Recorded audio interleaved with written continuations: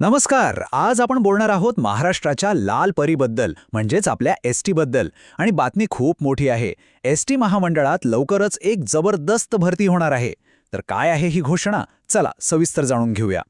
सुरुवातच करूया एका प्रचंड मोठ्या आकड्याने 17,742. आता हा आकडा साधासुद्धा नाहीये. महाराष्ट्रातल्या हजारो नोकरी शोधणाऱ्यांसाठी ही एक खूप मोठी संधी असू शकते. पण प्रश्न हा आहे की ही पदं नेमकी कोणती आहेत? ही पदं आहेत ड्रायव्हर आणि कंडक्टरची. खरं तर जे एसटी महामंडळाचा कणा मानले जातात. राज्याच्या अगदी कानाकोपऱ्यात सेवा पोचवणाऱ्या याच कर्मचाऱ्यांसाठी ही एक मेगा भरती असणार आहे. तर मग ही संधी नेमकी कशी आहे आणि याची अधिकृत घोषणा कोणी आणि कशी केली आहे? चला जरा खोलात शिरून बघूया. बघा, ही काही कुठली अफवा नाहीये. ही एक अधिकृत घोषणा आहे.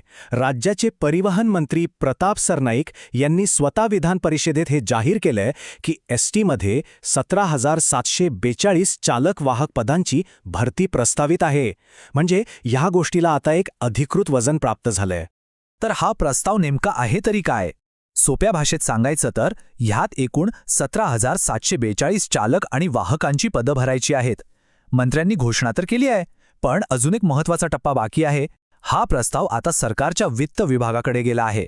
त्यांच्याकडून हिरवा कंदील मिळाल्यानंतरच पुढची खरी प्रक्रिया सुरू होईल. पण एक प्रश्न पडतो की अचानक एवढी मोठी भरती करण्याची गरज का पडली? यामागे खूप मोठं आणि महत्त्वाचं कारण आहे. आणि कारण अगदी साधं, सरळ आणि सोपं आहे.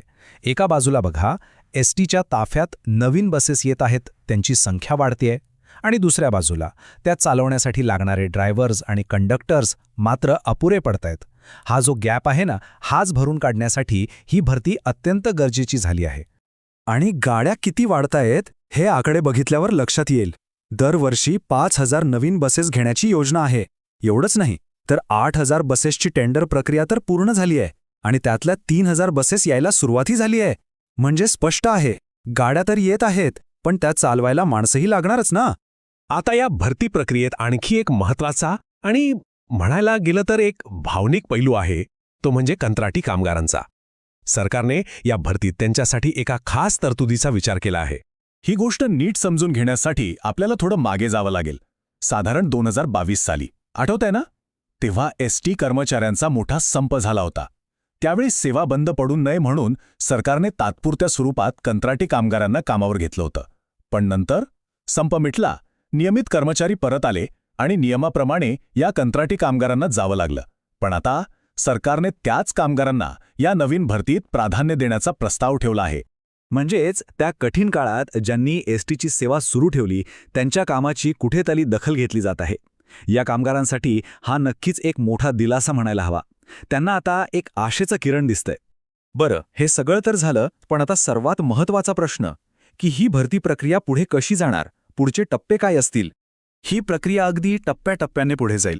पहिला टप्पा तर पार पडलाय, म्हणजे प्रस्ताव राज्य सरकारकडे सादर झाला आहे. आता खरा आणि सगळ्यात महत्त्वाचा टप्पा आहे दुसरा, तो म्हणजे राज्याच्या वित्त विभागाची मंजुरी. एकदा का तिथून होकार आला की मग भरतीची अधिकृत जाहिरात प्रसिद्ध होईल आणि खरी प्रक्रिया सुरू होईल.